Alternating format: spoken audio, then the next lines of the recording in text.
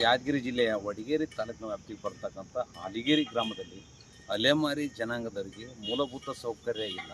CC ರಸ್ತೆ ಇಲ್ಲ, ಚರಂಡಿ ಇಲ್ಲ, ಕುಡಿಯೋ ನೀರು ಶುದ್ಧ ಕುಡಿಯೋ ನೀರಿನ ವ್ಯವಸ್ಥೆ ಇಲ್ಲ. ಅಲ್ಲಿ ಶೌಚಾಲಯ ಇರೋದೇ ಪರದಾಡ್ತಕ್ಕಂಥ ಸ್ಥಿತಿ ನಿರ್ಮಾಣ ಆಗ್ಯದ.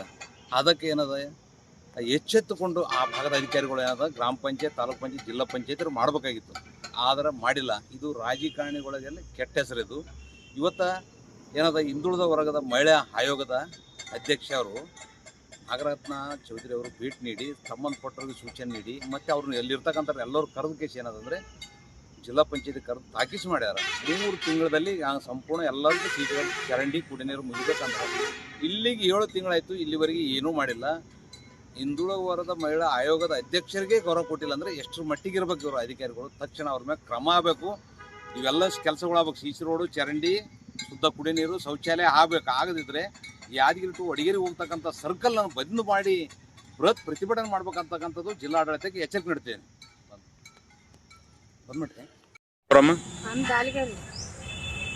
ನಮ್ದು ಹಾಲಿಗೇರಿ ನಮ್ಗೆ ಏನು ಬಾತ್ರೂಮ್ಗೆಲ್ಲ ತೊಂದರೆ ಆಗ್ಯದ್ರಿ. ಎಲ್ಲ ರೋಡ್ ಇಲ್ಲ, ಏನಿಲ್ಲ. ಮಳೆಗಾಲ ಬಂತಂದ್ರೆ ಎಲ್ಲ ಮಕ್ಕಳು ಮರಿ ಎಲ್ಲ ನಮ್ಗೇನು ಹೊಲ ಇಲ್ಲ, ಜಾಗ ಇಲ್ಲ, ಮನೆ ಇಲ್ಲ, ಗುಡಿಸಲು ಮನೆ ಥರ ಇದ್ದಂಗೆ ಇದೆ.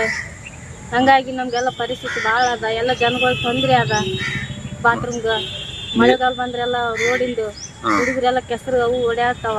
ಜ್ವರ ಗಿರ ಬಂದ್ರೆ ರೋಡಿಂದ ಅದು ಎಲ್ಲ ಭಾಳ ತೊಂದರೆ ಆದ್ರಿ. ಇದು ಆಗ್ಬೇಕ್ರಿ. ಆಗ್ಬೇಕ್ರಿ. ನಿಮ್ಮ ಹೆಸರು? ನಮ್ಮ ಹೆಸರು ನೀಲಮ್ಮ.